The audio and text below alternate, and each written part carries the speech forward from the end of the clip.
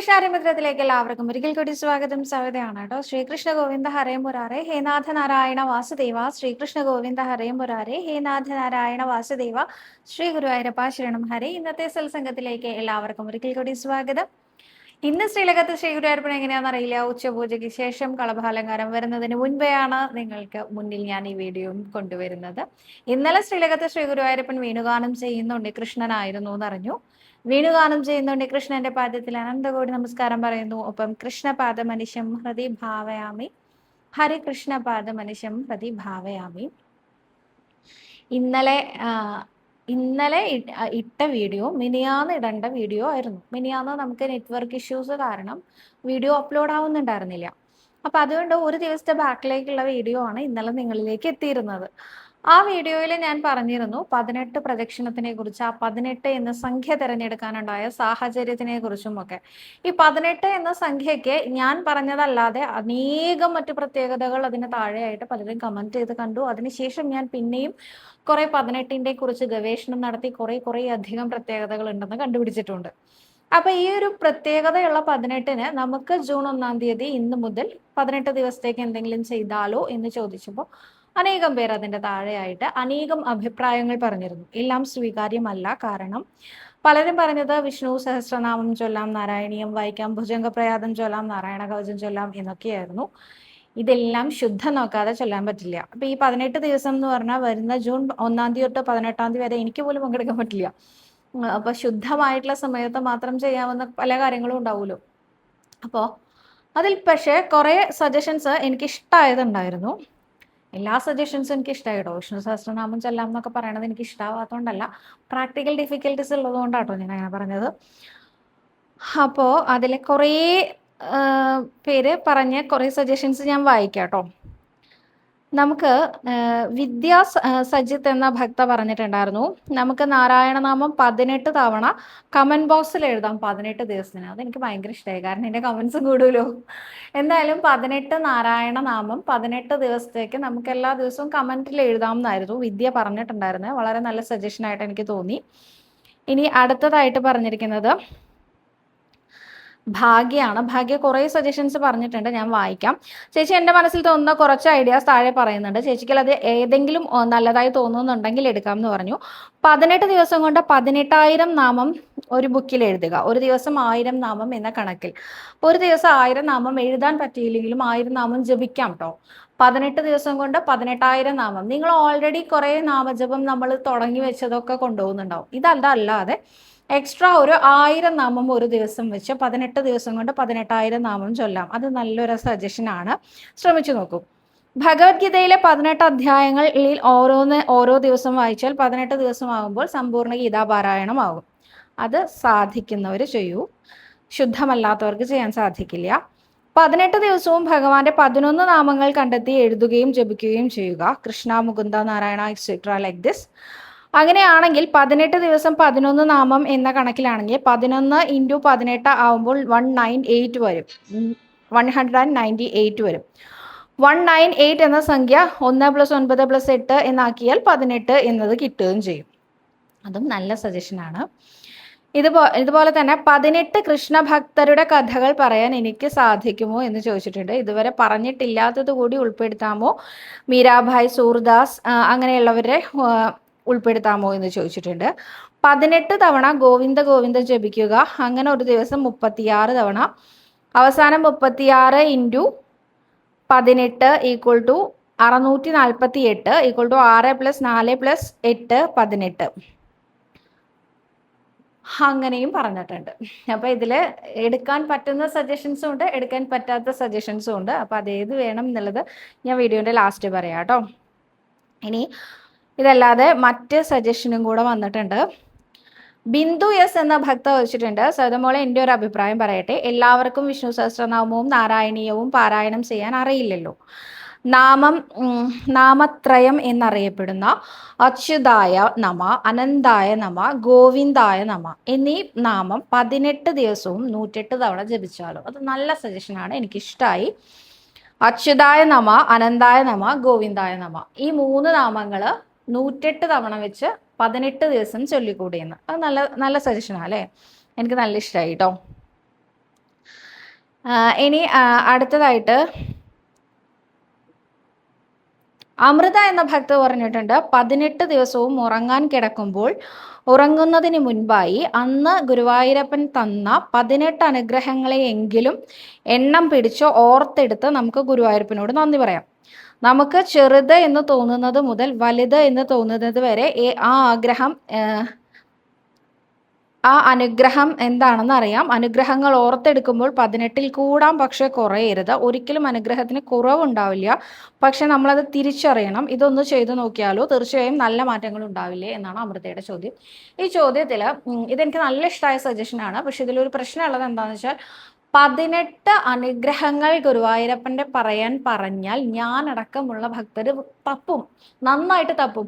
അതിപ്പോൾ 1, 2, 3, 4, 5, 6, 7, 8, 9 വരെ കിട്ടും. പിന്നെ 10ാമത്തെ 11ാമത്തെ ഓർക്കണം, എനിക്ക് 40 വയസ്സുണ്ട്. 40 വർഷത്തിനിടയിൽ ഗുരുവായൂരപ്പൻ എന്തെല്ലാം അനുഗ്രഹം തന്നു. ഒരു 18 അനുഗ്രഹം എണ്ണി പറയാൻ പറഞ്ഞാൽ ഞാൻ പറയില്ല, 100% ഉറപ്പാണ്. കാരണം നന്ദി കേടിൻ്റെ പര്യായമാണ് നാം ഓരോരുത്തരും. നമുക്ക് നന്ദി എന്ന് പറയുന്ന 2 അക്ഷരം ജീവിതത്തിൽ ഇല്ല തന്നെ. നിങ്ങളൊന്ന് ശ്രമിച്ചു നോക്കിക്കോളൂ. 18 ദിവസവും 18 അനുഗ്രഹങ്ങൾ നിങ്ങൾക്ക് ഓർത്തെടുക്കാൻ സാധിക്കുന്നുണ്ടെങ്കിൽ നിങ്ങൾ എന്താ പറയുക, അത്രയും അനുഗ്രഹീതരാണ്, നല്ല മനസ്സിന് ഉടമയാണ്. ഞാൻ അത്ര നല്ല മനസ്സിന് ഉടമയല്ല, ഞാനിത് ശ്രമിച്ചു നോക്കിയിട്ടില്ല. പക്ഷെ എന്നാലും ഞാൻ പറയാണ്, എനിക്ക് കിട്ടില്ല എന്ന് എനിക്ക് 100% ഉറപ്പുണ്ട്. ഞാൻ പറയാൻ പറഞ്ഞാൽ എൻ്റെ 10ാം ക്ലാസ്സിൽ ഞാൻ ഉയർന്ന മാർക്കോട് കൂടി പാസ്സായത്, എനിക്ക് +2 അഡ്മിഷൻ കിട്ടിയത്, എനിക്ക് ഡിഗ്രിക്ക് അഡ്മിഷൻ കിട്ടിയത്, ഇങ്ങനെ തുടങ്ങി അങ്ങനെ പറയും. പിന്നെ ഞാനിങ്ങനെ ഓരോന്ന് ഓർത്തെടുത്ത് പറയുമ്പോൾ എൻ്റെ അമ്മയുടെ ജീവൻ തിരിച്ചു കിട്ടിയത്, എൻ്റെ വിവാഹം നടന്നത്, എൻ്റെ മകളുടെ ജീവൻ തിരിച്ചു കിട്ടിയത്, ഇങ്ങനെയൊക്കെയുള്ള വലിയ കാര്യങ്ങൾ ചിലപ്പോൾ ഞാൻ ഓർത്തെടുത്ത് പറഞ്ഞു എന്ന് വരും. എന്നാൽ എനിക്ക് കഴിഞ്ഞ ദിവസം ലാസ്റ്റ് ഡേ ഞാൻ അമ്പലത്തിൽ പോയപ്പോൾ ഉണ്ടായ അനുഭവം തൊട്ട് ഇങ്ങോട്ട് കുഞ്ഞു കുഞ്ഞു ഉള്ളംകൈയിൽ വെച്ച് നോക്കുന്ന പോലത്തെ ഗുരുവായൂരപ്പൻ്റെ അനുഭവങ്ങൾ ധാരാളം ഉണ്ടായിട്ടുണ്ട്. അങ്ങനത്തെ അനുഭവം ചോദിച്ചാൽ എനിക്ക് അതിൽ ഓർത്തെടുക്കാൻ നല്ല ബുദ്ധിമുട്ടുണ്ടായിരിക്കും. കാരണം എന്താ, എനിക്ക് നന്ദിയില്ല, അതന്നെയാണ് കാരണം. ഞാനൊരു ഉദാഹരണം പറയാം. ഞാൻ പണ്ട് ബാങ്കിൽ വർക്ക് ചെയ്യുന്ന സമയത്ത്, കുറേ വർഷം മുമ്പാണ്. അപ്പോൾ ഈ പേപ്പർ കുത്തുന്ന ഒരു സംഭവം ഉണ്ടല്ലോ, ഒരു കമ്പി ഉണ്ടാവും ഇങ്ങനെ, ആ കമ്പിക്ക് ചുറ്റും ഒരു തറ പോലെ ഉണ്ടാവും. ഇത് നമ്മൾ എന്താ വെച്ചാൽ വൗച്ചേഴ്സൊക്കെ കുത്തി വെക്കുന്നതാണ്. ഒരു ദിവസത്തെ ട്രാൻസാക്ഷൻ കഴിഞ്ഞാൽ ആ വൗച്ചർ അതിൽ കുത്തിവെക്കും. അവസാനം എല്ലാം കൂടി എണ്ണിയെടുത്ത് തിട്ടപ്പെടുത്തി ഫയൽ ചെയ്ത് വെക്കും. അങ്ങനെയാണ് ഈ ബാങ്കിൽ വർക്ക് ചെയ്യുന്നവർക്ക് അറിയാം അതിൻ്റെ സമ്പ്രദായം ഉണ്ടായിരുന്നത്. അപ്പോൾ ഈ പേപ്പർ കുത്തി ആ സാധനം നിലത്ത് വീണിട്ട് അതിങ്ങനെ നിൽക്കുകയാണ്, താഴെ ഇങ്ങനെ ഒരു കമ്പായിട്ട് ഇങ്ങനെ നിൽക്കുകയാണ്. ആ സമയത്ത് എൻ്റെ പേന നിലത്ത് വീണു. പേന എടുക്കാൻ വേണ്ടി ഞാൻ വളരെ സ്പീഡിൽ താഴേക്ക് കുനിഞ്ഞതും ഈ പേപ്പർ കുത്തുന്ന സാധനം എൻ്റെ കണ്ണിൻ്റെ ഇവിടം വരെ ആയിട്ടാണ് നിന്നത്. ഞാൻ പേന എടുത്ത് ഇങ്ങോട്ട് തിരിഞ്ഞതിന് ശേഷമാണ് ഓർക്കുന്നത് ഇപ്പം എന്താ സംഭവിച്ചതെന്ന്. 1 ഇഞ്ച് വ്യത്യാസത്തിലാണ് ആ പേപ്പർ കുത്തുന്ന സാധനം എൻ്റെ കണ്ണിനകത്തേക്ക് കുത്തി കയറാതിരുന്നത്. അവിടെ ആരായിരിക്കും എൻ്റെ ആ ഒരു മുഖം ഇങ്ങനെ താങ്ങിയിട്ടുണ്ടാവുക? എൻ്റെ കണ്ണൻ അതിന് നേരെ വരുമ്പോൾ ഇങ്ങനെ കൈവച്ച് തടുത്തിട്ടുണ്ടാവുക. 1 സെക്കൻഡ് ഒന്നും കൂടെ താഴ്ന്നിരുന്നെങ്കിൽ, 1 ഇഞ്ച് വ്യത്യാസത്തിനെന്നൊക്കെ പറയില്ലേ, കണ്ണിൽ കൊള്ളേണ്ടത് പുരുകത്ത് പോലും കൊള്ളാതെ കടന്നുപോയ ആ ദിവസം, അതൊക്കെ ഇപ്പം ഞാൻ നിങ്ങളോട് പറയുമ്പോഴാണ് എനിക്ക് ഓർമ്മ വരുന്നത്. ഇതുപോലെ ഓരോ ദിവസവും അനുനിമിഷം നമ്മളെ ഗുരുവായൂരപ്പൻ ഇങ്ങനെ കൊണ്ട് നടക്കുകയാണ്, ചേർത്ത് പിടിച്ചിട്ട്. നീ എൻ്റെ ആണ് എന്ന ആ ഒരു അഹങ്കാരപൂർവ്വമാണ് ഭഗവാൻ നമ്മളെ ചേർത്ത് പിടിക്കുന്നത്. ഇവൾ വേറെ ആരുടെയല്ല, ഇവൾ എൻ്റെ സ്വന്തമാണ് എന്നതാണ് ഭഗവാന്റെ ഭാവം. നമുക്ക് വല്ലാത്ത സങ്കടങ്ങൾ വരുമ്പോൾ നമ്മൾ ഓടിച്ചെല്ലും. ഉണ്ണീകൃഷ്ണ, എനിക്ക് എന്താ ഇങ്ങനെ വന്നതെന്ന് അറിയില്ല, എനിക്ക് വല്ലാത്ത വിഷമം വരുന്നു, എനിക്ക് സങ്കടം വരുന്നു. അപ്പോൾ അത്ര നേരം നമ്മൾ TV കാണുമായിരുന്നു, അല്ലെങ്കിൽ അടുക്കളയിൽ ഭർത്താവിന് ഇഷ്ടപ്പെട്ട സാധനങ്ങൾ കുക്ക് ചെയ്യായിരുന്നു, അല്ലെങ്കിൽ കുട്ടികൾക്ക് കൊടുക്കാനുള്ള സ്വീറ്റ്സ് പ്രിപ്പയർ ചെയ്യായിരുന്നു. ആ സമയത്ത് അവിടെ പോയി, ആ സമയത്ത് നമ്മൾ ഓർത്തില്ല. എന്താ ഓർക്കാൻ, അത് നമ്മൾ ഓർത്തില്ല. അതങ്ങനെ നമ്മുടെ ഡെയിലി റുട്ടീൻ, അയ്യോ എൻ്റെ പ്രാരബ്ധം, അതിൻ്റെ ഇടയിൽ ഞാൻ ഓർത്തില്ല, അല്ലേ? ഇങ്ങനെയാണ് എല്ലാവർക്കും സംഭവിക്കുന്നത്. അതുകൊണ്ട് 18 ദിവസം കൊണ്ട് നമുക്ക് വേണമെങ്കിൽ 18 അനുഗ്രഹം ഓർക്കാം. ഓരോ ദിവസം ഓരോ അനുഗ്രഹം, ഭഗവാൻ തന്ന അനുഗ്രഹത്തിൽ ഒരു വലിയ അനുഗ്രഹവും ഒരു ചെറിയ അനുഗ്രഹവും ഓരോ ദിവസവും ആലോചിക്കൂ എന്ന് വേണമെങ്കിൽ പറയാം എന്ന് മാത്രമാണ് എനിക്ക് തോന്നുന്നത്. പക്ഷെ എനിക്ക് ആ സജഷൻ വലിയ ഇഷ്ടമായി കേട്ടോ. അത് ശരിക്കും നമ്മളൊക്കെ ഒന്ന് ആലോചിച്ചെടുക്കേണ്ടതാണ് എന്നൊരു അഭിപ്രായക്കാരിയും കൂടിയാണ് ഞാൻ. അടുത്തതായിട്ട് അപ്പൊ ഇന്നത്തെ ചോദ്യങ്ങൾ നോക്കാം. അപ്പൊ അതൊക്കെയാണ് ഇന്ന് നമ്മുടെ 18 ദിവസത്തെ നമുക്ക് ഈ അച്യുതായ നമ, ഗോവിന്ദായ നമ, ആ ഒരു സംഭവം ഉണ്ടല്ലോ, ആ 3 നാമങ്ങൾ, അത് നമുക്ക് 18 ദിവസവും 108 തവണ ചൊല്ലാം. അത് ഒന്നാമത്തെ സജഷനാണ്. പിന്നെ 1000 നാമം വെച്ച് ഒരു ദിവസം 18 ദിവസം 18,000 നാമം ചൊല്ലാം. അതും മറ്റൊരു സജഷനാണ്. 18 നാരായണ നാമങ്ങൾ നിങ്ങൾ താഴെ കമന്റായി എഴുതാം. അതും മറ്റൊരു സജഷൻ തന്നെയാണ്. ഇനി സാധിക്കുന്നവർ അമ്പലത്തിൽ പോകൂ, സാധിക്കുന്നവർ നാരായണീയം ചൊല്ലൂ, സാധിക്കുന്നവർ വിഷ്ണു സഹസ്രനാമം ചൊല്ലൂ. ഇതൊക്കെ നിങ്ങളെ കൊണ്ട് സാധിക്കുന്നത് പോലെ. ഇതേമാതിരി 18 ദിവസവും നിങ്ങൾക്ക് കിട്ടിയ ഒരനുഗ്രഹം, അതിനൊരു താങ്ക്സ് ഗുരുവായൂരപ്പനോട് പറയൂ. അതും ഒരു സജഷനാണ് കേട്ടോ. അപ്പൊ ഇനി ഇന്നത്തെ ചോദ്യത്തിലേക്ക് കിടക്കാറേ. സദാ ഞാനൊന്ന് ചോദിക്കട്ടെ, എൻ്റെ വീട്ടിൽ നിറയെ തുളസി ചെടി വളർന്നു നിൽക്കുന്നു. ഇത് കണ്ടിട്ട് അടുത്ത വീട്ടിലെ ചേച്ചി പറഞ്ഞു ഇത് ദോഷമാണ് എന്ന്. ശരിയാണോ? തീർച്ചയായിട്ടും ശരിയാണ്. ആ ചേച്ചിക്ക് ഇത് ദോഷമായിട്ട് തോന്നും. കാരണം ഐശ്വര്യം നിറഞ്ഞു നിൽക്കുന്ന കുടുംബത്തിൽ മാത്രമേ തുളസി ചെടി വളരുള്ളൂ എന്നൊരു തത്വം കേട്ടിട്ടുണ്ടോ? അപ്പൊ അത് കാണുമ്പോൾ അടുത്തുള്ള ആൾക്കാർക്ക് കുറച്ച് അസൂയയും കുറച്ച് ദേഷ്യവും കുറച്ച് വിഷമവും ഒക്കെ ഉണ്ടാവും. അപ്പൊ ആ ചേച്ചിയെ സംബന്ധിച്ചിടത്തോളം തീർച്ചയായിട്ടും അതൊരു ദോഷമായിട്ട് തോന്നാം. അത് സ്വാഭാവികം മാത്രം എന്ന് പറഞ്ഞ് അങ്ങോട്ട് വിടുക. നോക്കൂ, തുളസിച്ചെടി ഭഗവാനെ ഏറ്റവും പ്രിയപ്പെട്ടതാണ്. ലക്ഷ്മി ദേവിയുടെ അവതാരമായിട്ട് കണക്കാക്കാറുണ്ട് തുളസിയെ. ആ തുളസി ചെടി വളർന്നു നിൽക്കുന്നത് ദോഷമാണ് എന്ന് പറയുന്ന ആളുടെ മനസ്സിന്റെ ഒരു ശുഷ്കസ്ഥിതി എത്രത്തോളം വലുതാണെന്നൊന്ന് ആലോചിച്ച് നോക്കൂ. തുളസി ഉണ്ടാവാൻ ഓരോരുത്തർ കഷ്ടപ്പെടുകയാണ്. ആ സമയത്താണ് തുളസി ചെടി വളർന്നു നിൽക്കുന്നത് ദോഷം എന്ന്. ഇങ്ങനെയൊക്കെ പറയാൻ ആൾക്കാർക്ക് നാവ് എങ്ങനെയാ പൊന്തണല്ലേ? അങ്ങനെയുള്ള ആൾക്കാർ, ഈ തുളസി ചെടിക്കുള്ള പ്രത്യേകത എന്താണെന്ന് അറിയാം, അത് ചീഞ്ഞാലും ഭഗവാന് അതുകൊണ്ട് നിവേദ്യം അർപ്പിക്കാത്രേ. ഇനി അത് നിർമാല്യമായാലും, നിർമാല്യം എന്ന് പറഞ്ഞാൽ തലേ ദിവസം ഉപയോഗിച്ച തുളസി ചെടിയാണ്, നമ്മുടെ കയ്യിൽ വേറെ ഒരു പൂവും ഇല്ല കിട്ടാനെങ്കിൽ അത് കഴുകി രണ്ടാമത് അതുകൊണ്ട് തന്നെ നേദിക്കാത്രേ. അത്രയ്ക്കും പ്രാധാന്യം ഉണ്ട് അത്രേ ഈ തുളസിക്ക്. അത്രയ്ക്ക് പ്രിയപ്പെട്ടതാണത്രേ തുളസി ഭഗവാന്. ഒരു ദിവസം തുളസിമാല ഇടാത്ത ഗുരുവായൂരപ്പനെ നിങ്ങൾക്ക് കാണാൻ സാധിക്കുമോ? ശ്രീലകത്തെ പൊന്നുണ്ണിയെ ഒരു ദിവസം സിംഗിൾ ഡേ നിങ്ങൾക്ക് തുളസിമാല ഇല്ലാത്ത ഗുരുവായൂരപ്പനെ സങ്കല്പിക്കാൻ പറ്റുമോ? നമുക്ക് നമ്മുടെയൊക്കെ ഉള്ളിൽ ഒരു ഗുരുവായൂരപ്പൻ ഇല്ലേ? തുളസി മാലയുടെ ഗന്ധവും കളഭത്തിന്റെ ഗന്ധവും ഒക്കെ ആയിട്ട് വരുന്ന ഒരു പൊന്നുണ്ണി കൃഷ്ണനില്ലേ? അവിടെ തുളസി ഇല്ല എന്ന് സങ്കല്പിക്കാൻ പറ്റുമോ? ഇത്ര നല്ല തുളസി ചെടി വളർന്നു നിൽക്കുന്നത് ദോഷമാണ് എന്ന് പറയുമ്പോൾ അത് പറഞ്ഞ വ്യക്തിക്കാണ് ദോഷം എന്ന് മനസ്സിലാക്കി അവരിൽ നിന്ന് അകന്നു നിൽക്കാൻ ശ്രമിക്കും. അടുത്തതായിട്ട്, സവിത ഗുരുവായൂരിൽ ബുക്കും പേനയും സമർപ്പിക്കാൻ എന്ത് ചെയ്യണം? നമ്മൾ ബുക്കും പേനയും വാങ്ങിക്കൊണ്ടുവന്ന് കൊടിമരത്തിന്റെ ചോടെ ഭണ്ഡാരത്തിന്റെ മുകളിൽ സമർപ്പിക്കാം. അതല്ലെങ്കിൽ നാലമ്പലത്തിനകത്തേക്ക് കടക്കുന്ന സമയമാണെങ്കിൽ അവിടെ മണ്ഡപത്തിലും കൊണ്ടുപോയി സമർപ്പിക്കാവുന്നതാണ് കേട്ടോ. എവിടെ സമർപ്പിക്കണം എന്നുള്ളത് ഭക്തന്റെ ഇഷ്ടമാണ്. നമ്മൾ കൊണ്ടുവരുന്നതിന് പ്രത്യേകിച്ച് ഷീറ്റൊന്നും എടുക്കണ്ട. നമ്മൾ തന്നെ കടയിൽ പോയി വാങ്ങി കൊണ്ടുവന്ന് ഗുരുവായൂരപ്പനെ സമർപ്പിക്കാം കേട്ടോ. അടുത്തതായിട്ട് ആശ എന്ന ഭക്തയാണ് ചോദിച്ചിരിക്കുന്നത്. നമസ്കാരം സവിത, ഒരു സംശയം ചോദിച്ചോട്ടെ. ഒരാൾ അയാളുടെ പാപകർമ്മങ്ങൾ അനുഭവിക്കേണ്ടി വരുമ്പോൾ ചിലപ്പോഴൊക്കെ മറ്റൊരാൾ അതിന് നിമിത്തമാകാറില്ലേ? അപ്പോൾ അയാളുടെ കർമ്മവും പാപമായി മാറും. എനിക്ക് ചോദ്യം വ്യക്തമല്ലെങ്കിലും എനിക്ക് മനസ്സിലായത് പറയാം. റീസെന്റ് നടന്ന ഒരു കേസ് നമുക്ക് എല്ലാവർക്കും അറിയാം. 1.5 വയസ്സായിട്ടുള്ള കുട്ടിയെ അമ്മയും കാമുകനും ചേർന്ന് ദ്രോഹിച്ചു കൊന്നു എന്നുള്ള വാർത്ത നമ്മൾ എല്ലാവരും കേൾക്കാനിടയായിട്ടുണ്ട് അല്ലേ? ഇതിൽ ആ 1.5 വയസ്സുകാരൻ എന്ത് തെറ്റ് ചെയ്തു എന്നുള്ളത് എല്ലാവരുടെ മനസ്സിലും വരുന്ന ഒരു ചോദ്യമാണ്. 1.5 വയസ്സ് പ്രായമേ ആയിട്ടുള്ളൂ. അവൻ ഒരു പാപവും ചെയ്തിട്ടുണ്ടാവില്ല, സത്യല്ലേ? പക്ഷെ അവന്റെ മുജ്ജന്മ പാപം കൊണ്ടാണ് അങ്ങനെ ഒരു ഗർഭപാത്രത്തിൽ അവന് ജീവൻ വന്ന് പിറന്നത്. അപ്പോൾ അവന്റെ ആ മുജ്ജന്മ പാപം കൊണ്ടുവന്ന് അവൻ ആ പാപം തീർക്കാൻ വേണ്ടി ഭൂമിയിലേക്ക് വന്നു.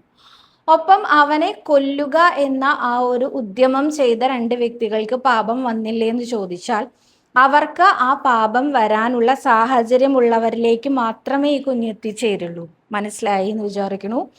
അതായത് ഒരാളുടെ പാപകർമ്മങ്ങൾ, ഇവിടെ ആ കുട്ടിയുടെ പാപകർമ്മങ്ങൾ അനുഭവിക്കേണ്ടി വരുമ്പോൾ ചിലപ്പോഴൊക്കെ മറ്റൊരാൾ അതിന് നിമിത്തമാകാറുണ്ട്. കുട്ടിയുടെ അമ്മയും ആ വ്യക്തിയും ഇതിന് നിമിത്തമായിട്ടുണ്ട്. അപ്പോൾ അയാളുടെ അയാളുടെ കർമ്മവും പാപമായി മാറില്ലേ? തീർച്ചയായിട്ടും പാപമായിട്ട് മാറിയല്ലോ. നമുക്ക് ഓൾറെഡി അറിയാം എത്ര ജന്മാന്തരങ്ങൾ ഇനി അനുഭവിച്ചാലാണ് ഇവർക്കിത്. ഇപ്പൊ ഈ കാണുന്ന കോടതിയും നിയമവും ശിക്ഷയൊന്നും അല്ല, ഇവർക്കുള്ള ശിക്ഷയൊക്കെ അതിനപ്പുറത്തേക്കുള്ളതാണ്. അത് എത്ര കാലം അവർ അനുഭവിക്കേണ്ടി വരും എന്നുള്ളത് നമുക്ക് ഊഹിക്കാവുന്നതിന്റെ അപ്പുറത്തേക്കായിരിക്കും ശിക്ഷാ നടപടികളെല്ലാം ഭഗവാന്റെ ഭാഗത്ത് നിന്ന് വരുന്നത്. അതുകൊണ്ട് തന്നെ ആ കുട്ടിയുടെ പാപകർമ്മങ്ങൾ ഒടുങ്ങാൻ ഇവര് പാപികളായില്ലേ ചോദിച്ചാൽ ആയി. പക്ഷെ അതിനു വേണ്ടി മാത്രം ഭഗവാൻ ഇവരെ നിമിത്താക്കില്ല കേട്ടോ. അതായത് ഇയാളുടെ പാപം ഒടുങ്ങട്ടെ, അതിനുവേണ്ടി നീ പാപിയാവ്, അങ്ങനെ ഒരിക്കലും വരില്ല. ഇപ്പുറത്ത് നിൽക്കുന്ന ആൾക്കാർ അങ്ങനെ പാപം ചെയ്യുന്നവരാണെങ്കിൽ അവരിൽ വന്ന് പിറക്കുള്ളൂ. നോക്കൂ, ഇപ്പൊ എനിക്കോ നിങ്ങൾക്കോ ഒരു 1.5 വയസ്സായിട്ടുള്ള കുട്ടിയെ ഉപദ്രവിക്കാൻ തോന്നുമോ? ഒരിക്കലും ചെയ്യാൻ തോന്നില്ലല്ലോ. അത് ഏതോ കുട്ടിയായിക്കോട്ടെ, നമ്മുടെ കുട്ടിയാവണമെന്നൊന്നുമില്ല. പക്ഷെ നമുക്ക് ഉപദ്രവിക്കാൻ തോന്നും. എന്തുകൊണ്ടാണ്? നമ്മുടെ ഉള്ളിൽ ആ പാപവാസന ഇല്ലാത്തത് കൊണ്ടാണ് നമുക്കത് ചെയ്യാൻ തോന്നാത്തത്. അപ്പൊ ആ പാപവാസന ഓൾറെഡി ഉള്ളവരിൽ മാത്രമേ അങ്ങനെയുള്ള ജന്മം എടുക്കുള്ളൂ. അപ്പൊ അവരുടെ ദോഷവും നമ്മൾ വരില്ലേ ചോദിച്ചാൽ വരും. അങ്ങനെയുള്ള സാഹചര്യം ഉള്ളവരിലെ ഇത് തമ്മിലേ യോജിച്ചു പോകുള്ളൂ എന്ന്. ഭഗവാന്റെ കാൽക്കുലേഷൻസ് ഒക്കെ ഉണ്ടല്ലോ, നമുക്ക് ഒരിക്കലും പ്രിസൈസ് ആയിരിക്കും. നമുക്ക് ഒരിക്കലും അതിലപ്പുറത്തേക്ക് ഒരു ചോദ്യം ചോദിക്കാൻ ഉണ്ടാവില്ല. പക്ഷെ നമുക്ക് മനസ്സിലാവുമൊന്നുമില്ല കേട്ടോ. പെട്ടെന്നൊന്നും കണ്ടാൽ നമുക്ക് ഒന്നും മനസ്സിലാവില്ല. ആ ഒന്നും മനസ്സിലാവായകയിൽ നിന്നാണ് നമ്മൾ ഈ ചോദ്യങ്ങൾ ചോദിക്കുന്നത്. എന്തുകൊണ്ട് എനിക്ക് മാത്രം അങ്ങനെ സംഭവിച്ചു? എന്തുകൊണ്ട് മറ്റൊരാൾക്ക് അങ്ങനെ വന്നില്ല? അയാൾ കണ്ടില്ലേ, അധികം നാമം ജപിക്കണില്ലേ, പക്ഷെ ഭയങ്കര സുഖമാണ്, ഞാൻ കണ്ടില്ലേ എത്ര നാമം ജപിച്ചിട്ട് ഒരു കാര്യമില്ല. ഇങ്ങനെയൊക്കെയുള്ള ചോദ്യങ്ങൾ നമുക്ക് വരാറില്ലേ? ഈ ചോദ്യങ്ങൾ നമുക്ക് വരുന്നത് ഭഗവാന്റെ അൽഗോരിതം നമുക്ക് മനസ്സിലാവാത്തത് കൊണ്ടാണ്. ഭഗവാന്റെ കാൽക്കുലേഷൻസ് നമുക്ക് മനസ്സിലാവാത്തത് കൊണ്ടാണ്. ഈ 1.5 വയസ്സുകാരന്റെ കാര്യം നിങ്ങൾ വീണ്ടും വീണ്ടും ചിന്തിച്ചാൽ നിങ്ങൾക്ക് അതിൽ കുറച്ചൊക്കെ മനസ്സിലാവും. കാരണം 1.5 വയസ്സായ കുട്ടിക്ക് ഒരിക്കലും ഒരു പാപകർമ്മവും ഇല്ല. ഒരു പാപം കൊണ്ടും അല്ല അവൻ അതനുഭവിച്ചത്. പക്ഷെ അവന്റെ ആത്മാവ്, അവന്റെ മുൻജന്മം, അവന് അതിലൊരു പാപം ഉണ്ടായിരിക്കും. അല്ലെങ്കിൽ അവൻ അങ്ങനെ ഒരു അമ്മയ്ക്ക് വന്ന് ജനിക്കില്ല. എത്രയോ അമ്മമാർ എല്ലാ ദിവസവും പ്രാർത്ഥിക്കേണ്ട, എത്രയോ സ്ത്രീകൾ പ്രാർത്ഥിക്കേണ്ട ഒരു അമ്മയാവാനുള്ള ആഗ്രഹം ഇല്ലേ ഭഗവാന്റെ മുമ്പിൽ? അവർക്ക് ആർക്കും നൽകാതെ ആ നിധി പോലുള്ള കുഞ്ഞിനെ ഈ ഒരു അമ്മയ്ക്ക് നൽകണമെങ്കിൽ അത് ഇവന്റെ പാപം കൊണ്ടാണ്. അത് ഇവന് മുൻജന്മം വന്ന പാപമാണ്. 1.5 വയസ്സായ കുട്ടിക്ക് ഒരു പാപവും ചെയ്യാൻ പറ്റില്ല. അവൻ ഈശ്വരനെ പോലെ നല്ലവനാണ്, അല്ലേ? ഒന്ന് ആലോചിച്ച് നോക്കൂ, അല്ലേ? അപ്പോ ഈ ഭഗവാന്റെ അൽഗോരിതം എന്ന് പറയുന്നത് നമുക്ക് കാണുന്നത് നമ്മുടെ ഈ ശരീരം മാത്രമാണ്. പക്ഷെ നമ്മളുടെ കർമ്മങ്ങൾ എന്ന് പറയുന്നത് അത് അനുഭവിച്ചേ തീർക്കാൻ പറ്റുള്ളൂ. ഈ കർമ്മങ്ങളെല്ലാം അനുഭവിക്കുമ്പോൾ നമുക്കത്, അയ്യോ ഞാൻ അറിയാതെ കഴിഞ്ഞ ജന്മം ചെയ്തു പോയ തെറ്റല്ലേ, ഈ ജന്മം എൻ്റെ മനസ്സ് അങ്ങനെയല്ലല്ലോ, അപ്പോൾ ഞാൻ ഇപ്പം എന്തിനാണ് അനുഭവിക്കുന്നത് എന്ന് ചോദിച്ചാൽ ആ പാപത്തിൽ നിന്ന് നമുക്ക് എങ്ങനെ മുക്തി നേടാം എന്ന് ചോദിച്ചാൽ അതിനൊക്കെ ഉള്ള ഉത്തരമാണ് നാമജപം. നാമം ജപിക്കുന്നവർക്ക് ഇത്തരം പാപങ്ങളൊന്നും ചെയ്യാനും പറ്റില്ല, അറിയാനും പറ്റില്ല, അതിലേക്കൊന്നും നമ്മൾ വരികയില്ല. അപ്പൊ നാമം ജപിക്കുമ്പോൾ നമ്മുടെ കർമ്മദോഷങ്ങൾ കുറയുമോ ചോദിച്ചാൽ തീർച്ചയായിട്ടും കുറയും. എത്രയോ ജന്മാന്തര പാപങ്ങൾ വരെ കുറയും എന്നാണ് പറയാറുള്ളത് ആചാര്യന്മാര്. അപ്പോൾ നമ്മൾ നിരന്തരം നാമം ജപിച്ചുകൊള്ളുക. ഇത്തരം പാപകർമ്മങ്ങളുടെ ഭാഗമാവാതിരിക്കാൻ സാധിക്കട്ടെ ഈ ആശ എന്ന ഭക്തക്ക് കേട്ടോ. ലതാപിള്ള എന്ന ഒരു ഭക്തയാണ് പറഞ്ഞിരിക്കുന്നത്. നമസ്കാരം സവിത, എൻ്റെ മോണ സംബന്ധമായ അസുഖം എൻ്റെ വീട്ടിലെ ശ്രീ ഗുരുവായൂരപ്പൻ്റെ ഫോട്ടോയിൽ മുല്ലപ്പൂമാല ചാർത്തിയപ്പോൾ ആ വേദനയും നീറ്റലും എല്ലാം എനിക്ക് മാറിക്കിട്ടി. അങ്ങനെ വന്നാൽ ഞാൻ കൃഷ്ണാരിമിത്രത്തിൽ ഗ്രൂപ്പിൽ പറയാം എന്ന് ഭഗവാനും വാക്ക് കൊടുത്തിരുന്നു. അതുകൊണ്ടാണ് സവിതയോട് ഇത് പറയുന്നത്. നമുക്ക് ഇപ്പോഴും ഇൻസ്റ്റഗ്രാമിൽ ഒരുപാട് ട്രോൾസ് ഞാൻ നേരിട്ടുകൊണ്ടിരിക്കുകയാണ് കേട്ടോ. അതിൻ്റെ ഇടയിലും ഇത്തരം മെസ്സേജസ് ആണ് എന്നെ ഇവിടെ പിടിച്ചു നിർത്തുന്നത് എന്നാണ് ഞാൻ വിശ്വസിക്കുന്നത്. കാരണം ഇതിപ്പോൾ കഴിഞ്ഞ ദിവസം തുമ്മലിനും ജലദോഷത്തിനും എന്താ ചെയ്യാന്നൊരു ചേച്ചി ചോദിച്ചതിൻ്റെ ട്രോൾ വീഡിയോ ഇറങ്ങിയിട്ടുണ്ട്. അതിപ്പോൾ ഇൻസ്റ്റഗ്രാമിൽ എനിക്ക് ഫ്രണ്ട്സൊക്കെ അയച്ചുകൊണ്ടിരിക്കുന്നുണ്ട്. നിങ്ങൾ തെറ്റായ ഇൻഫർമേഷൻസ് കൊടുത്തുകൊണ്ടിരിക്കുകയാണോ, ഹോസ്പിറ്റലിൽ പോകണം, ഡോക്ടറെ കാണണം. ആരെ പറഞ്ഞു ഇതൊന്നും ചെയ്യേണ്ടെന്ന്? ഹോസ്പിറ്റലിൽ പോകണം, ഡോക്ടറെ കാണണം, ഇതിനോടൊപ്പം തന്നെ മരുന്ന് കഴിക്കണം എന്നേ ഞാൻ പറഞ്ഞിട്ടുള്ളൂ. ഇത് ഓരോ വീഡിയോയിലും എനിക്ക് പറയാൻ പറ്റില്ല. പക്ഷെ ഞാൻ പ്രചരിപ്പിക്കുന്നത് ഒരു തെറ്റായ ഇൻഫർമേഷൻ അല്ല. ഞാൻ ഇത് ആദ്യം ചെയ്യൂ, ഒപ്പം ഗുരുവായൂരപ്പന് വഴിപാട് ചെയ്യൂ എന്ന് തന്നെയാണ് പറയാറുള്ളത്. അപ്പൊ അത്തരം ട്രോൾസിന്റെ ഇടയിൽ നിന്നാണ് എനിക്ക് ഇത്തരം പല്ല് സംബന്ധമായ മോണ സംബന്ധമായ അസുഖങ്ങൾക്ക് മുല്ലപ്പൂ ചാർത്തിക്കോളൂ ഗുരുവായൂരപ്പന് എന്ന് ഞാൻ പറയാറുണ്ടായിരുന്നു. അത് ചാർത്തിയിട്ട് അതിനൊരു ഫലം കണ്ടു എന്ന് പറയുമ്പോൾ എനിക്ക് കിട്ടുന്ന സന്തോഷം, ഇതാണ് അംഗീകാരം, ഇതാണ് ഏറ്റവും സന്തോഷം. അപ്പുറത്ത് ട്രോളുന്നവരല്ലേ, അവർ ട്രോളിക്കൊണ്ടേ ഇരിക്കട്ടെ. ഇപ്പൊ ഞാൻ നേരത്തെ പറഞ്ഞ ഈ ഉദാഹരണത്തിനും ട്രോൾ വരാൻ സാധ്യതയുണ്ട്. 1.5 വയസ്സുകാരി കുട്ടി പാപം ചെയ്തത് കൊണ്ടാണ് ഇങ്ങനെ അനുഭവിക്കേണ്ടി വന്നത് എന്ന് സവിത പറഞ്ഞു. ഒരിക്കലും ഇല്ല കേട്ടോ. ഈ 1.5 വർഷത്തിൽ അവൻ ഒരു തെറ്റും ചെയ്തു എന്ന് ഞാൻ പറയില്ല, അങ്ങനെ ചെയ്യില്ല എന്ന് ഞാൻ എടുത്തെടുത്ത് പറഞ്ഞിട്ടുമുണ്ട്. അപ്പൊ പിന്നെയും കട്ട് ചെയ്ത് ട്രോൾ ചെയ്യുന്നവരല്ലേ, ചെയ്യട്ടെ അല്ലേ, അല്ല എന്താ പറയാ അതിനൊക്കെ അല്ലേ. അടുത്തതായിട്ട് സവിത ഈ ചോദ്യം വായിക്കണേ. എൻ്റെ മകൻ്റെ കൂട്ടുകാരൻ മറ്റൊരു മതത്തിൽപ്പെട്ട കുഞ്ഞാണ്. കുഞ്ഞെന്ന് പറഞ്ഞാൽ 22 വയസ്സുണ്ട്. അവനും എനിക്ക് മകൻ തന്നെയാണ്. 2 വർഷമായി അവന് നിരന്തരം ആക്സിഡൻ്റ് ആണ്. 3 ദിവസമായി സവിത എൻ്റെ കുഞ്ഞിൻ്റെ തലയിൽ ജോലി ചെയ്തുകൊണ്ടിരുന്നപ്പോൾ ഷീറ്റ് വന്ന് വീണു. 35 സ്റ്റിച്ച് ഉണ്ട് ഈശ്വര. അവൻ എന്നെ വിളിച്ചു പറഞ്ഞു അമ്മയുടെ കണ്ണനോട് പ്രാർത്ഥിക്കൂ എന്ന്, എനിക്കൊന്നും വരരുതെന്ന്. സത്യത്തിൽ എനിക്ക് സങ്കടമായി. കഴിഞ്ഞ വർഷം വണ്ടി ആക്സിഡൻ്റ് ആയി കാലൊടിഞ്ഞു, കമ്പ് കണ്ണിൽ കൊണ്ട് കാഴ്ച കുറഞ്ഞു. ഇപ്പോൾ ഇങ്ങനെയും. ഞാൻ അമ്പലത്തിൽ പോയി അവന് വേണ്ടി പ്രാർത്ഥിച്ചു, അർച്ചന നടത്തി. ഇനി ഞാൻ എന്താണ് ചെയ്യേണ്ടത് എന്നാണ് അമ്പിളി എന്ന ഭക്ത ചോദിച്ചിരിക്കുന്നത്.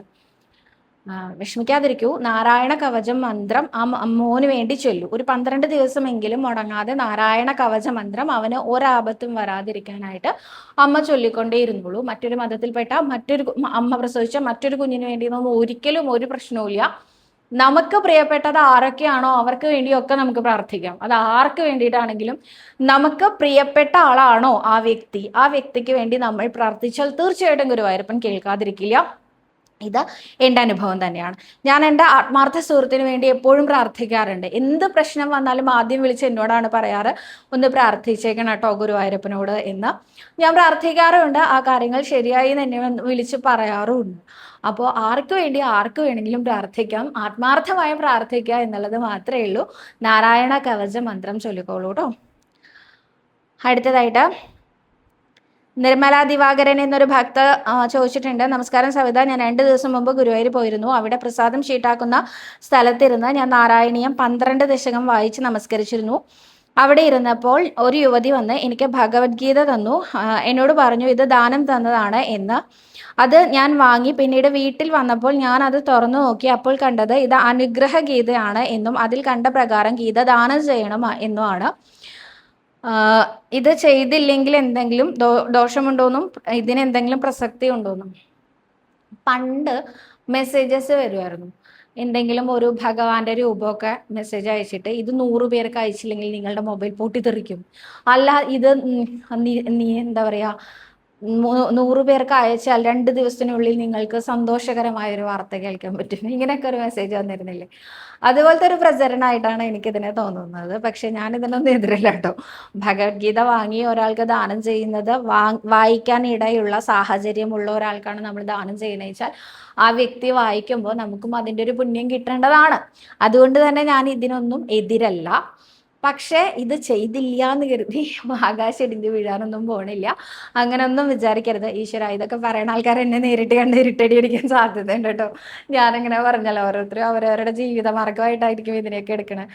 അങ്ങനെ പറഞ്ഞതല്ല. പക്ഷെ ഞാനിതിൽ വിശ്വസിക്കുന്നില്ല. 100% പറയുന്നു, ഞാനിതിൽ വിശ്വസിക്കുന്നില്ല. എനിക്കിഷ്ടമുണ്ടെങ്കിൽ ഞാൻ വാങ്ങിയിട്ട് വേറൊരാൾക്ക് ദാനം ചെയ്യാം. എനിക്കിഷ്ടമുണ്ടെങ്കിൽ, എനിക്ക് സാഹചര്യം ഉണ്ടെങ്കിൽ ഞാൻ വാങ്ങി മറ്റൊരാൾക്ക് ദാനം ചെയ്യാം. പക്ഷെ ആ ദാനം മേടിക്കുന്ന വ്യക്തി അത് തീർച്ചയായിട്ടും ഉപയോഗിക്കുന്നത് നിങ്ങൾക്ക് ഉറപ്പുണ്ടെങ്കിൽ മാത്രം കൊടുക്കുക കേട്ടോ. അതല്ലെങ്കിൽ എന്തിനാ പുസ്തകത്തിനെ പട്ടിണിക്ക് ഇടുക പറയും പണ്ട് മുത്തശ്ശി. പുസ്തകം വാങ്ങിയാൽ അത് വായിക്കണം, അല്ലെങ്കിൽ അതിനെ പട്ടിണിക്ക് ഇടണതിന് തുല്യമാണ് അത്രേ. അപ്പോൾ പുസ്തകത്തിനെ പട്ടിണിക്ക് ഇടാൻ ആർക്കും വിട്ടുകൊടുക്കരുത്. പറ്റുമെങ്കിൽ വായിക്കുന്നവരെ തേടി കണ്ടുപിടിച്ച് നിങ്ങളത് ദാനം ചെയ്യുന്നതിൽ യാതൊരു തെറ്റുമില്ല, നല്ല കാര്യമാണ്. അതല്ല എങ്കിൽ നിങ്ങൾക്ക് അയ്യോ ദാനം ചെയ്തില്ല, അപ്പോൾ ഉടനെ കോപിക്കും ഭഗവാൻ എന്ന് ആരെങ്കിലും പറഞ്ഞാൽ എൻ്റെ ഭഗവാൻ കോപിക്കില്ല. നിങ്ങളുടെ ഭഗവാൻ കോപിക്കുമെങ്കിൽ നിങ്ങളോട് കോപിക്കും, എന്നോട് കോപിക്കില്ല എന്ന് തന്നെ പറയാൻ നിങ്ങൾ ധൈര്യപൂർവ്വം മുന്നോട്ട് വരിക തന്നെ വേണം കേട്ടോ. നിങ്ങളെ അങ്ങനെ ഇങ്ങനെയൊന്നും ആർക്കും പറ്റിക്കാൻ പറ്റരുത്. ദൈവത്തിന്റെ പേരും പറഞ്ഞ് പറ്റിക്കാനേ നോക്കരുത് ആരും. അതിന് നിങ്ങൾ നിന്നു കൊടുക്കരുത്. പല ആൾക്കാരും എൻ്റെ ഇൻസ്റ്റാഗ്രാം വീഡിയോന്റെ താഴെ വന്ന് പറയണ, ചേച്ചിക്ക് വേറെ ഒരു പണിയില്ലേ, ചേച്ചിക്ക് പണിയെടുത്ത് ജീവിച്ചൂടെ, ചേച്ചി എന്തിനാണ് ദൈവത്തിനെ വെച്ച് കാശുണ്ടാക്കുന്നത്? ഞാൻ ദൈവത്തിനെ വെച്ച് എവിടെയും കാശുണ്ടാക്കിയിട്ടില്ല. ഞാൻ നിങ്ങളോട് ഒരാളോടും ഒരു വഴിപാട് ചെയ്യാനും നിർബന്ധിച്ചു പറയാറില്ല. ഉണ്ടോ? എവിടെയെങ്കിലും പറയാറുണ്ടോ?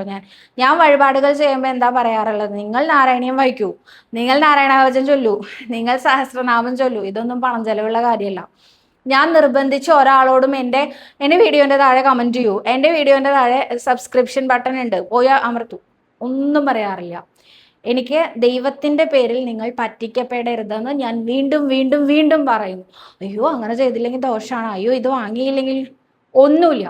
എൻ്റെ ഭഗവാൻ എന്നെ കോപിക്കാനായിട്ട്, എന്നെ ദേഷ്യപ്പെടാനായിട്ട്, എന്നെ തള്ളാനായിട്ട്, എന്നെ വടിയെടുത്ത് പേടിപ്പിക്കാനായിട്ട് ഇരിക്കുന്ന ആളല്ല. എൻ്റെ ഉണ്ണികൃഷ്ണനാണ്, എന്നെ സംരക്ഷിക്കുന്നവനാണ്. നിങ്ങളുടെ ഈശ്വരൻ നിങ്ങളോട് കോപിക്കുമോ? നിങ്ങളുടെ കാര്യം, എനിക്കത് അറിയില്ല. നിങ്ങൾ ഏത് ഈശ്വരനെയാണ് ജപിക്കണത് എനിക്കറിയില്ല. ആ ഈശ്വരൻ നിങ്ങളെ കോപിക്കുന്നവനാണോ എനിക്കറിയില്ല. എൻ്റെ ഈശ്വരനെ കുറിച്ചാണ് പറയണത്. സ്നേഹം മാത്രമുള്ള ഈശ്വരനാണ്, സ്നേഹിക്കാൻ മാത്രമേ അറിയുള്ളൂ. വേറെ ഒന്നും എൻ്റെ ഈശ്വരനെ അറിയില്ല എന്ന് ധൈര്യമായിട്ട് പറഞ്ഞോളൂ. ഞാൻ വിളിക്കുന്നതുണ്ടല്ലോ ഒരു നീലരത്നത്തിനെയാണ്. ഞാൻ വിളിക്കുന്നതുണ്ടല്ലോ ഒരു 5 വയസ്സുകാരനെയാണ്. ഞാൻ വിളിക്കുന്നതുണ്ടല്ലോ വെണ്ണയും പാലും തൈരും മോരും ഒക്കെ ഇഷ്ടപ്പെടുന്ന എൻ്റെ കുഞ്ഞുമണീനെയാണ്. ആ കുഞ്ഞുമണിക്ക് എന്നെ ശിക്ഷിക്കാൻ അറിയില്ല.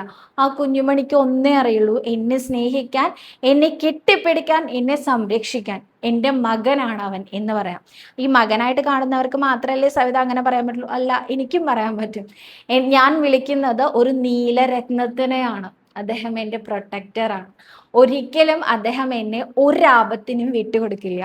അതുകൊണ്ട് എനിക്ക് ഒരു ദോഷവും വരില്ല. നിങ്ങൾക്ക് എന്തെങ്കിലും ദോഷം വരുന്നു എന്ന് തോന്നണോ? നിങ്ങളുടെ കാര്യം, എനിക്കറിയില്ല എന്ന് തന്നെ പറയാൻ പറ്റണം.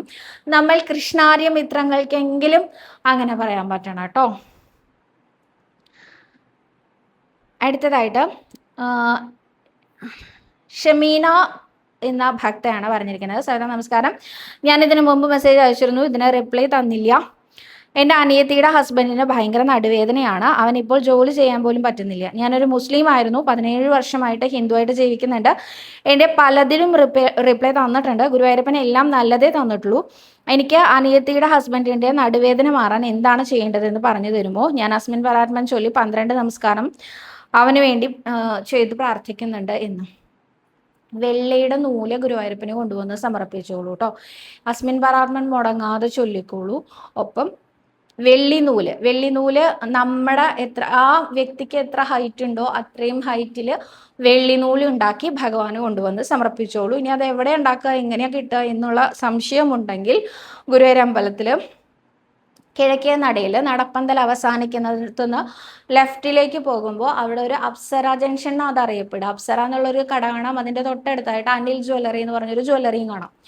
അവിടെ നമുക്ക് ആവശ്യമുള്ള ഈ വഴിപാട് സാധനങ്ങൾ ഒരുവിധം എല്ലാം അവിടെ നിന്ന് കിട്ടാറുണ്ട് കേട്ടോ. അപ്പോൾ അവിടെ ചോദിച്ചാലും, നിങ്ങൾക്ക് ഏത് ജ്വല്ലറിയിൽ ചോദിച്ചാലും കിട്ടും. അവിടെ നിന്നാണ് ഞാൻ വാങ്ങിക്കാറ്. ഈ വഴിപാട് സാധനങ്ങൾ എന്തെങ്കിലും ഉണ്ടെങ്കിൽ അവിടെ നിന്നാണ് വാങ്ങിക്കാറ്. അപ്പം നിങ്ങൾക്ക് അങ്ങനെ വേണമെങ്കിൽ അങ്ങനെ ചോദിച്ചോളൂ കേട്ടോ. അപ്പം ഇന്ന് അത്രയും ചോദ്യങ്ങളേ ഉള്ളൂ. അല്ല, ഒരു ചോദ്യം കൂടി പറയാം. ബിന്ദു അരവിന്ദ് എന്നൊരു ഭക്ത ചോദിച്ചിട്ടുണ്ട്, നമസ്കാരം സവിതമോളെ, ഞാൻ ചോദിക്കുന്ന ചോദ്യത്തിന്റെ ഉത്തരം മുമ്പ് പറഞ്ഞിട്ടുണ്ടോ എന്നറിയില്ല, ഉണ്ടെങ്കിൽ ക്ഷമിക്കണേ. മോളുടെ ഏട്ടൻ ഇപ്പോൾ കീഴ്ശാന്തിയല്ലേ, അദ്ദേഹത്തിന് മേൽശാന്തിയാകാൻ വേണ്ടി അപേക്ഷ കൊടുക്കാൻ പറ്റുമോ? ഇതാണ് ചോദ്യം. ഇല്ല, ഒരിക്കലും പറ്റില്ല.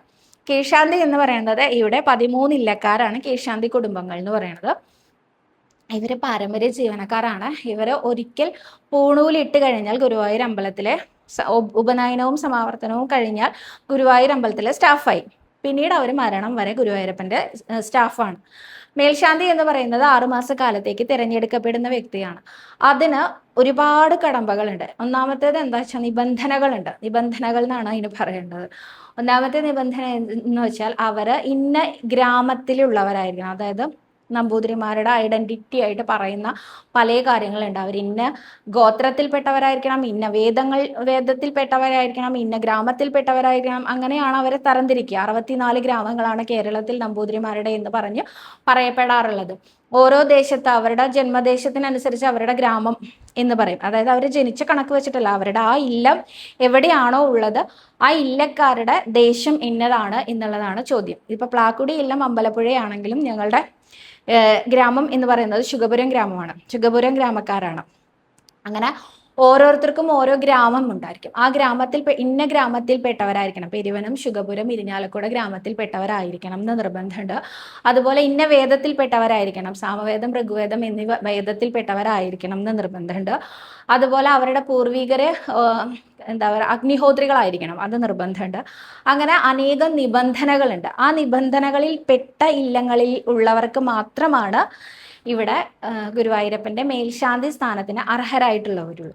എപ്പോൾ വേണമെങ്കിലും മേൽശാന്തി ആവാം എന്നുള്ള ഗുരുവായൂർ അമ്പലത്തിലെ ജീവനക്കാർ ഓദിക്കൻ കുടുംബക്കാരാണ്. 4 കുടുംബക്കാരേ ഉള്ളൂ ഓദിക്കരായിട്ട്, ഓദിക്കന്മാരായിട്ട്. ആ 4 കുടുംബത്തിലുള്ള ഏത് വ്യക്തിക്കും എപ്പോൾ വേണമെങ്കിലും ഗുരുവായൂർ ക്ഷേത്രത്തിലെ മേൽശാന്തി ആവാൻ അപേക്ഷ കൊടുക്കാവുന്നതാണ്. അത് പ്രായപരിധിക്ക് അനുസരിച്ച്. അതിനനുസരിച്ച് അവർക്ക് ഇടയ്ക്ക് കിട്ടാറുണ്ട് കേട്ടോ. ഓദിക്കന്മാർക്ക് കിട്ടാറുണ്ട്. അവരുടെ ഏറ്റവും വലിയ പ്രത്യേകതയായിട്ട് എനിക്ക് തോന്നാറുള്ളത് 6 മാസം പൂർത്തീകരിച്ച് പിറ്റേ ദിവസം കൂടി വേണമെങ്കിൽ അവർക്ക് അതിന് നെക്സ്റ്റ് ഡേ തൊട്ട് തന്നെ അവർക്ക് സാധാരണ പോലെ ഗുരുവായൂരപ്പനെ വീണ്ടും ശ്രീലകത്ത് കയറി കാണാനുള്ള അനുവാദമുണ്ട്. പക്ഷെ സാധാരണ പുറത്തുനിന്ന് വരുന്ന മേൽശാന്തിയാണെങ്കിൽ ഈ 6 മാസം കഴിഞ്ഞ് താക്കോൽക്ക് കൊടുത്തു കഴിഞ്ഞാൽ പിന്നെ അവർക്ക് അതിനകത്തേക്ക് കയറാൻ പറ്റില്ലല്ലോ. അപ്പോൾ അവർക്ക് നെഞ്ചു പൊട്ടണ പോലത്തെ ഒരു വേദന ഉണ്ടാവില്ലേ എന്ന് എനിക്ക് തോന്നാറുണ്ട് കേട്ടോ. പക്ഷെ ആ ഒരു ഡിറ്റാച്ച്മെന്റും ഗുരുവായൂരപ്പൻ അവർക്ക് ആ സമയമാകുമ്പോഴേക്കും കൊടുക്കുന്നുണ്ടാവും എന്നാണ് എൻ്റെ ഒരു വിശ്വാസം. ആചാര്യൻ എപ്പോഴും പറയാറുണ്ട്, അറ്റാച്ച്മെന്റ് നൽകുന്നത് പോലെ തന്നെ ഡിറ്റാച്ച്മെന്റും ഭഗവാൻ നൽകും, അല്ലെങ്കിൽ ആർക്കും ഇവിടെ വിട്ടു പോകാൻ പറ്റില്ല എന്ന്. അപ്പൊ അതുകൊണ്ടായിരിക്കും ഇപ്പൊ ഈ കീഴ്ശാന്തി കുടുംബങ്ങളിൽ പെട്ട ആൾക്കാർക്ക് കീഴ്ശാന്തി പ്രവൃത്തി തന്നെയാണ് ചെയ്യാൻ പറ്റുക. അവർക്ക് മരണം വരെ ആ ഒരു ജോലി കണ്ടിന്യൂസ് ആയിട്ട് ചെയ്യാനും പറ്റും കേട്ടോ. അവർക്ക് ആരോഗ്യമുള്ളപ്പോൾ വരെ അവർക്കത് ചെയ്യാം, അത്രയാണ്. അല്ലാതെ അവർക്കൊരു വിരമനം എന്നുള്ള ഇത് ഇല്ല എന്നർത്ഥം. അപ്പൊ അത്രയും ചോദ്യങ്ങളേ ഉള്ളൂ. കൂടുതൽ ചോദ്യങ്ങളും കൂടുതൽ ഉത്തരങ്ങളും കൂടുതൽ കൃഷ്ണാനുഭവങ്ങളും ഒക്കെ ആയിട്ട് അടുത്ത ദിവസത്തെ വീഡിയോയിൽ കാണാമെന്ന് വിചാരിക്കുന്നു. സർവ്വരോഗ വിനാശന, സർവ്വപാപ വിനാശന, സർവ്വദുഃഖ വിനാശന, സർവ്വസൗഖ്യപ്രദായക ശ്രീ ഗുരുവായൂരപ്പ ശരണം ഹരേ.